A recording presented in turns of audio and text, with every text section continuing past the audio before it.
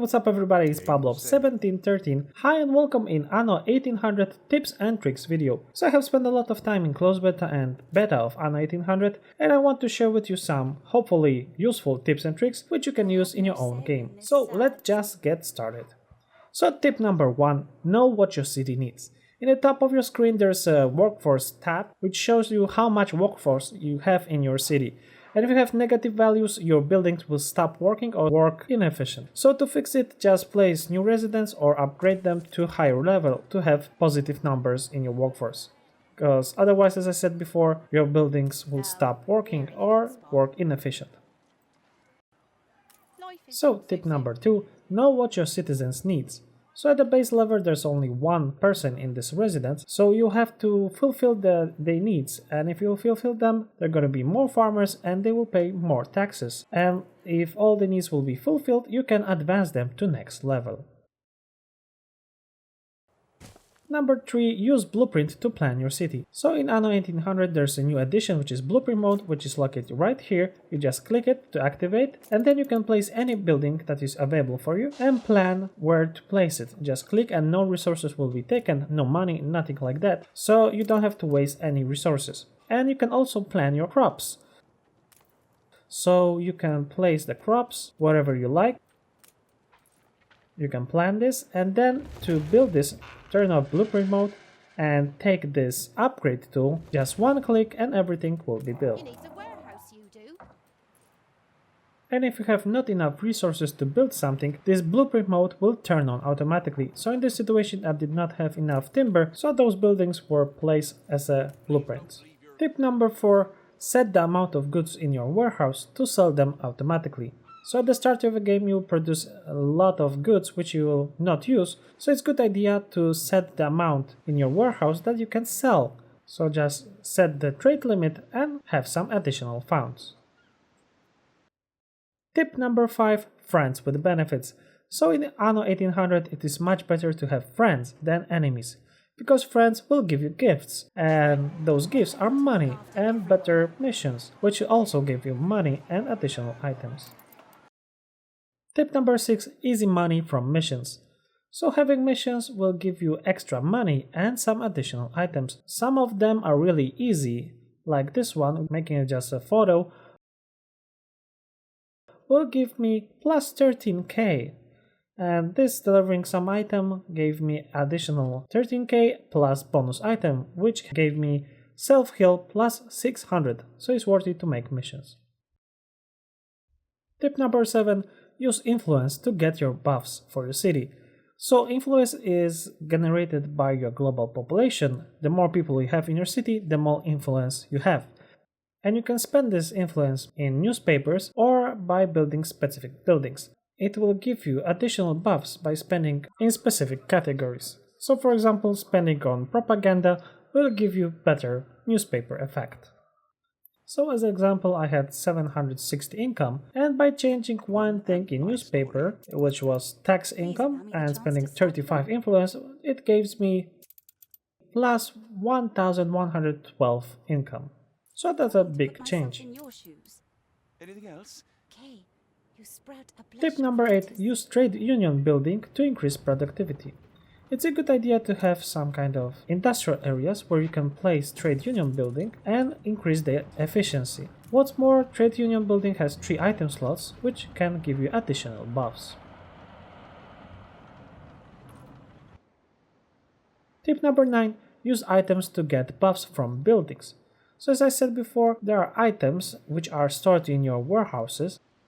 There's an item tab where it will show you all the items that are not used, so you can place them in specific buildings like this town hall, which will reduce the possibility of fire in this area. Tip number 10, fill all the space that you have with your farms.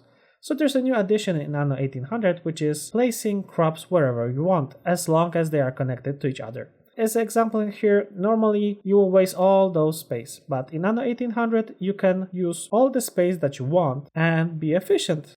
It's a great addition.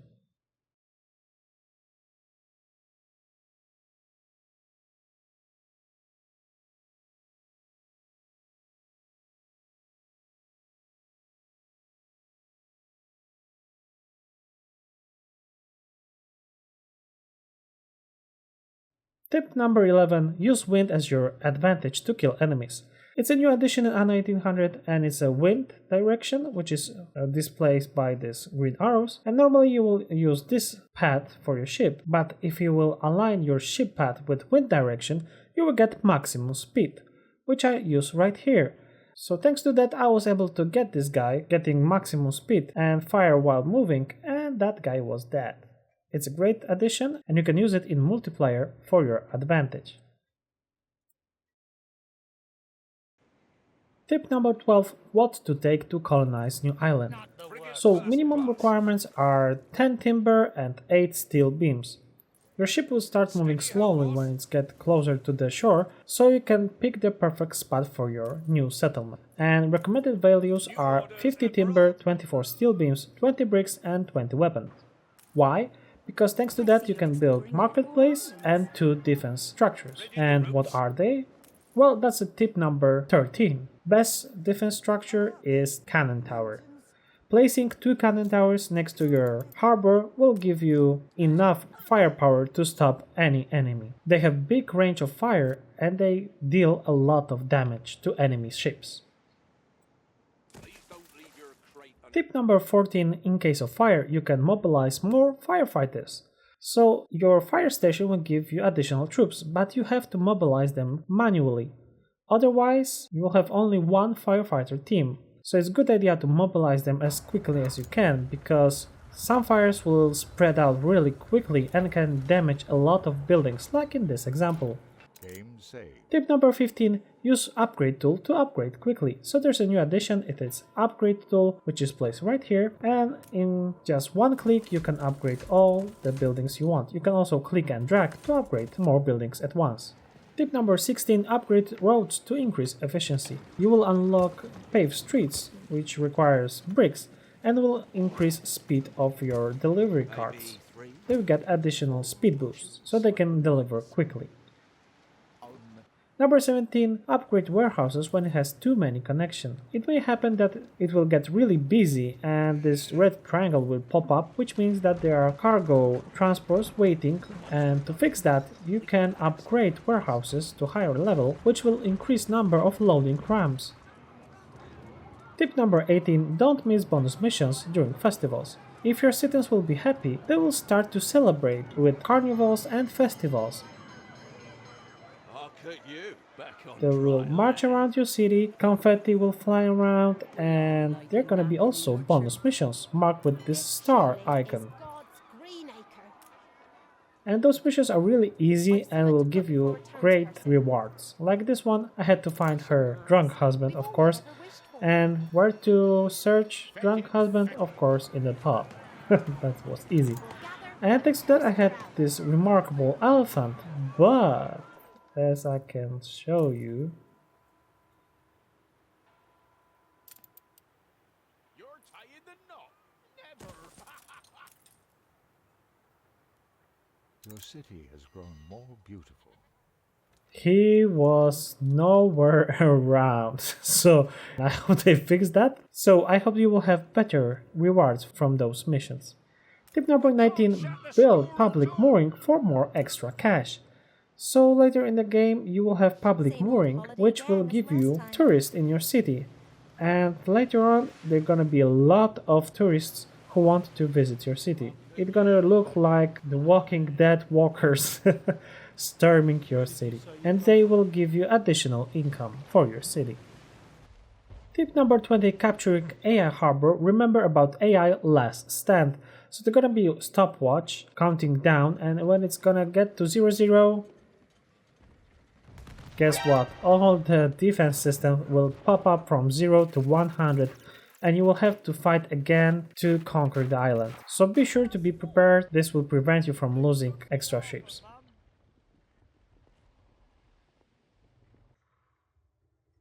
Tip number 21. Properly prepare yourself for expedition. So in this expedition screen, they will inform you what you will gonna need for the expedition. I'll never get seasick. So it's good if your ship has extra items like mine has, which was ship tools, which gave me crafting. and this sailor, which gave me navigation. So thanks to those items I had to fulfill only rations and hunting needs.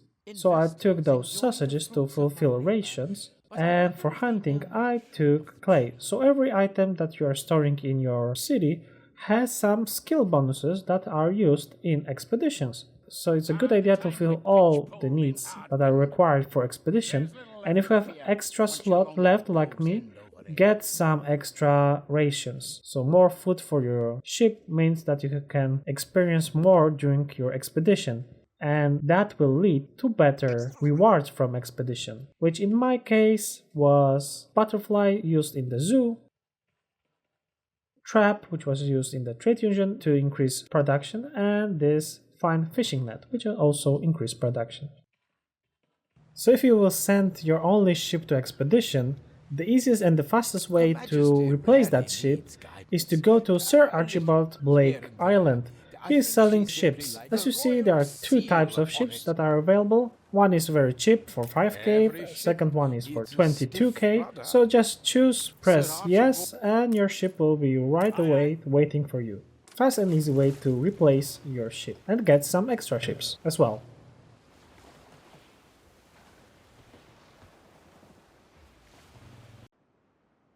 Tip number 22, buy animals for your zoo in the new world.